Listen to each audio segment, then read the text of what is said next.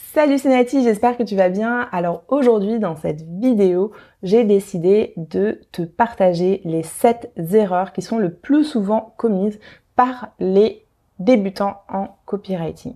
Alors le copywriting, si tu t'intéresses un petit peu au sujet, si voilà, tu as compris que c'était hyper important pour ton business, tu as sûrement commencé à le mettre en place, tu as commencé à rédiger du contenu et tu te dis, je comprends pas, ça marche pas, j'ai pas les résultats que je veux, et pourtant tout le monde dit que c'est un truc de fou, que c'est ultra puissant.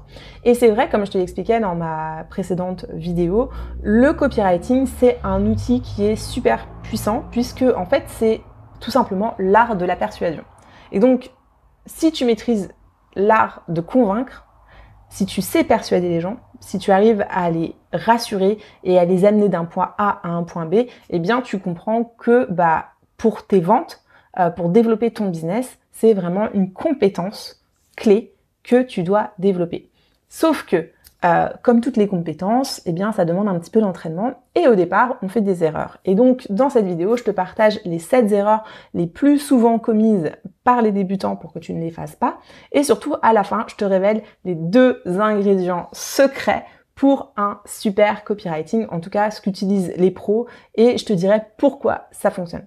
Alors, si tu ne me connais pas juste avant, moi je suis Nati, la créatrice de la marque Inaden. C'est une marque de sac que j'ai créée en 2013 et aujourd'hui sur Mark Mastery, je partage mes tips et mon expérience d'entrepreneuse pour aider celles et ceux qui veulent créer leur marque à en faire un business rentable. Si c'est ton cas, n'hésite pas à t'abonner à la chaîne, tu peux le faire tout de suite en cliquant sur le bouton s'abonner. Et si tu veux aller plus loin, si tu es en train de créer ta marque mais tu sais pas par où commencer, ou que tu as commencé des choses mais que ça avance pas vraiment comme tu veux, n'hésite pas à te procurer mon guide pratique pour les débutants, créer sa marque rentable en partant de zéro. Je te mets le lien dans la barre de description. Alors, 7 erreurs qui sont les plus souvent commises par les débutants.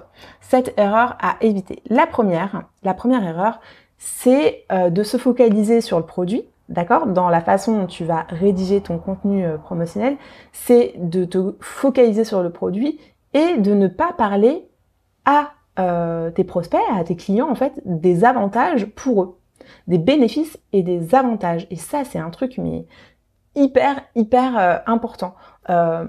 Tu es là pour convaincre ton interlocuteur que ton produit il est efficace, que ça va changer sa vie. Donc au lieu d'écrire des lignes et des lignes pour décrire les spécificités de ton produit, qui sont certes importantes mais qui vont pas forcément déclencher des réactions chez les personnes qui vont découvrir ton produit, parle-leur de, voilà. Explique-leur le plaisir que ça va générer chez eux, les bienfaits qu'ils vont en retirer, quels problèmes ça résout, enfin parle de ce genre de choses, c'est ça qui est important. Et je pense que l'erreur numéro 1 des débutants en copywriting, c'est que finalement, ils oublient de parler de ça en fait. Ils oublient de parler de leurs clients et ils sont tellement concentrés sur leurs produits que finalement, ils parlent de choses qui n'intéressent personne. Parce que, et ça j'en parle beaucoup dans mon livre, je sais pas si tu l'as eu ou si tu vas te le procurer, mais les gens en fait, ils achètent pas des produits. D'accord? Les gens n'achètent pas des produits. Les gens, ils achètent des solutions, des choses qui vont améliorer leur style de vie ou qui répondent, enfin qui résolvent des soucis qu'ils rencontrent. Donc ça, c'est la première chose. La deuxième erreur qui est très souvent commise, c'est le fait d'avoir un discours trop flou ou trop évasif. Donc des phrases un peu toutes faites. Je pense que toi-même, t'en as déjà entendu et ça n'évoque absolument rien pour toi. Donc par exemple, si je te dis que c'est le meilleur produit de l'année, que c'est une innovation incroyable, que c'est un fournisseur, de renommée internationale. Enfin, tu vois, ce genre de discours un peu flou, grandiloquent, si tu veux, c'est beau sur le papier, mais ça n'inspire rien du tout à la personne qui te lit. Et l'objectif du copywriting, c'est de générer de la confiance pour inciter les personnes à passer à l'action. Et donc, sache que la précision apporte cette couche de véracité et donc donne confiance. Donc évite vraiment tout ce genre de tournure et essaye d'apporter de quelque chose de plus spécifique, de décrire plus précisément ce que tu essayes de dire, plutôt que d'utiliser des phrases un peu toutes faites comme ça. Sois plus précis. Au lieu de parler de renommée internationale, tu peux préciser les pays. Au lieu de dire que c'est une innovation incroyable, essaye de préciser vraiment de quoi tu parles. Enfin, l'idée, c'est d'apporter de la précision pour que les gens, en fait, ils aient confiance, parce que, encore une fois, les phrases toutes faites, ça n'évoque plus rien et ça ne génère aucun sentiment de confiance chez les prospects. La troisième erreur qui est très souvent commise par les copywriters débutants, hein, ceux qui commencent, notamment qui rédigent leurs fiches de vente, leurs fiches de produits, leurs premiers emailing, ils font des choses très très longues. Et c'est vrai que le copywriting, c'est l'art de persuader avec les mots, c'est l'art de manier les mots, mais ceci dit, l'objectif, ça reste d'être percutant. Et donc, un bon copywriting, c'est un copywriting qui est concis et qui est percutant. C'est vraiment de trouver les mots qui vont générer des choses plutôt que plein de mots à la queue leu et qui vont lasser les personnes qui te lisent. Surtout aujourd'hui, on est quand même à l'ère du digital où les gens ils lisent sur les tablettes, sur les téléphones. Voilà, on veut pas lire. Et d'ailleurs, il y a eu des études, enfin bref, les gens ne lisent pas quoi. Les gens ils scannent, ils prennent pas le temps de lire. Donc, essaye d'être vraiment concis et efficace dans ta rédaction. Évite vraiment d'avoir de trop longs discours et dans tes discours, peut-être privilégie plutôt l'image, la vidéo, essaye d'avoir des choses qui permettent de dynamiser un petit peu ton propos, mais ne fais pas des pavés et des pavés, ça ne sert absolument à rien. La quatrième erreur qui est très souvent commise, c'est de ne pas soigner ton accroche. Et je pense que ça, c'est l'erreur, presque c'est l'erreur numéro 1, j'aurais peut-être dû la mettre en premier, c'est-à-dire que le copywriting, c'est le fait d'être captivant et persuasif. Et donc en fait tu es persuasif parce que tu es captivant, parce que tu vas raconter, tu vas dérouler tout un argumentaire, mais donc en fait si tu déroules tout cet argumentaire mais que dès la première phrase tu n'as pas capté l'attention, les gens ils vont même pas lire ton message.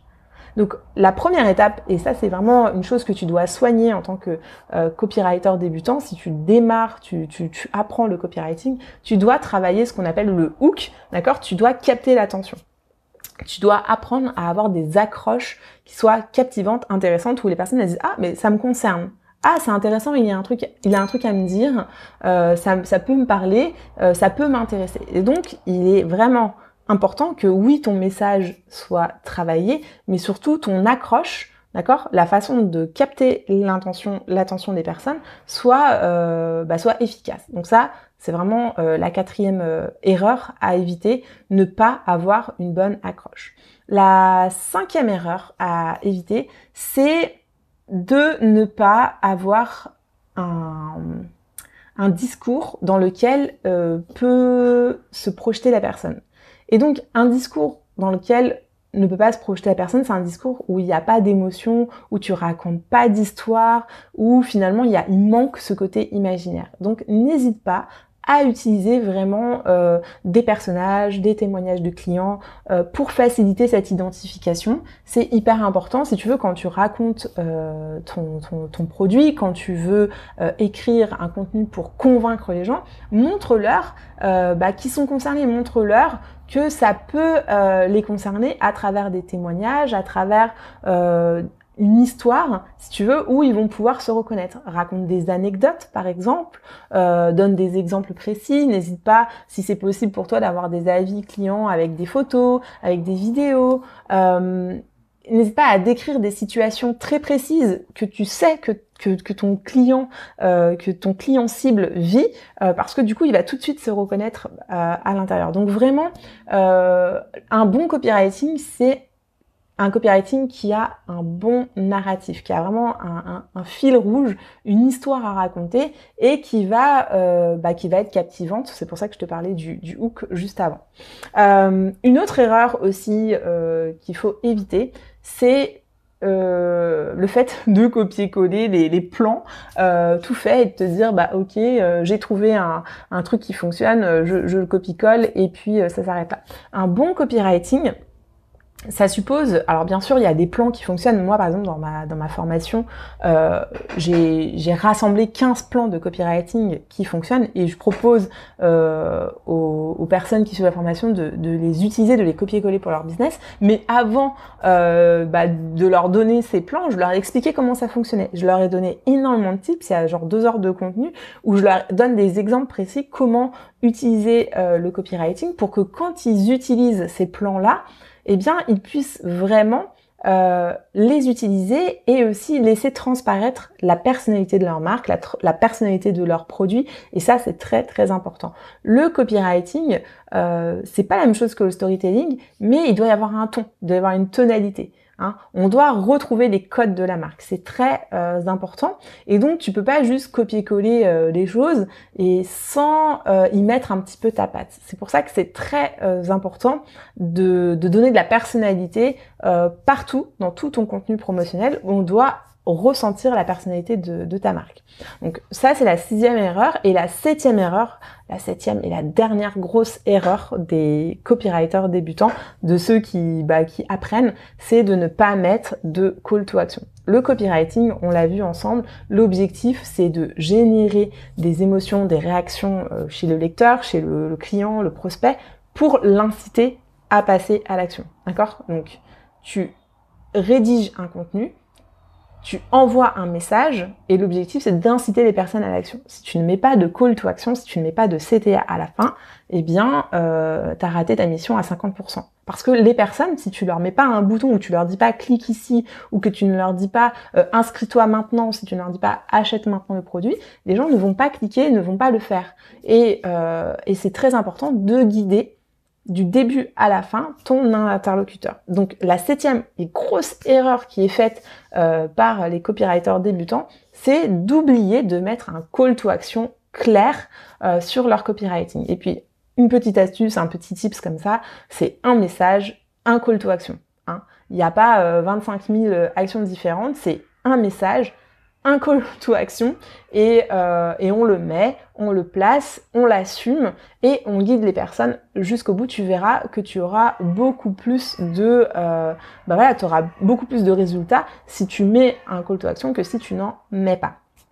Donc voilà pour les 7 erreurs à ne surtout pas commettre et je vais te parler maintenant des 2 ingrédients secrets d'un super copywriting. Tu vas voir, ça tombe un petit peu sous le sens, mais le premier, il est indispensable, c'est de maîtriser ta cible. Si tu ne maîtrises pas ta cible, si tu ne connais pas ton client, tu ne vas pas pouvoir parler des bénéfices et des avantages. Tu ne vas pas pouvoir écrire un discours captivant, tu ne vas pas pouvoir attraper son attention et donc tu ne vas pas pouvoir faciliter cette identification. Donc la première chose à comprendre sur le copywriting, c'est que comme le copywriting repose sur des leviers psychologiques, ça suppose que tu connaisses sur le bout des doigts ton client cible. Si tu ne connais pas ton client cible, tu vas avoir beaucoup de mal à rédiger un bon copywriting. Donc ça, vraiment, c'est le premier point. J'en parle à tous les membres de mon groupe privé. J'insiste énormément dessus dans ma formation. Si tu ne connais pas ton persona marketing, si tu ne connais pas ta cible, tu vas avoir du mal tout simplement à la convaincre. Donc ça, c'est le premier point. Le deuxième ingrédient d'un super copywriting, roulement de tambour, c'est l'entraînement. Oui, le copywriting, je te parlais de ça, c'est une compétence. Ce n'est pas un truc miracle, c'est pas un truc comme ça, pof, qui te tombe dessus du jour au lendemain. Ça demande de l'entraînement. C'est comme toutes les compétences, c'est comme quand on apprend à faire du vélo. Eh bien, au début, tu as des petits trous. Voilà, au début, tu peux utiliser des plans. Et puis après, tu vas enlever une roue, après, tu vas enlever l'autre. Et après, pof, tu feras même sans les mains. Mais ça, c'est de l'entraînement. Donc, tout est accessible aujourd'hui. Si tu débutes dans le copywriting, ne te décourage vraiment pas. Dis-toi que c'est possible de s'améliorer, simplement, voilà, il faut s'entraîner, il faut comprendre comment ça marche, il faut se former, et puis il faut s'entraîner à le faire. Il faut l'utiliser tout le temps, que ce soit dans tes emailing, que ce soit dans tes articles de blog, que ce soit sur tes fiches produits, partout, tu utilises le copywriting, et tu te mets toujours dans cette posture de se dire, ok, est-ce que aujourd'hui, ou est-ce que mon contenu, là, tout de suite, il est convaincant? Est-ce qu'il incite les personnes à passer à l'action? Voilà pour cette vidéo, j'espère que ça t'aura plu, que ça t'aura aidé. Surtout, n'hésite pas à me dire en commentaire ce que t'en as pensé. N'hésite pas à me poser tes questions, je te répondrai avec plaisir. Si ce n'est pas déjà fait, tu peux encore t'abonner à la chaîne et puis regarder toutes les autres vidéos. Je te proposerai sûrement une vidéo sur le copywriting pour le e-commerce. Je sais pas quand est-ce qu'elle va sortir, mais n'hésite pas à t'abonner à la chaîne pour ne pas la manquer. Je te souhaite une belle journée, une belle soirée, je sais pas quand est-ce que tu regarderas cette vidéo, et je te dis à la prochaine. Ciao!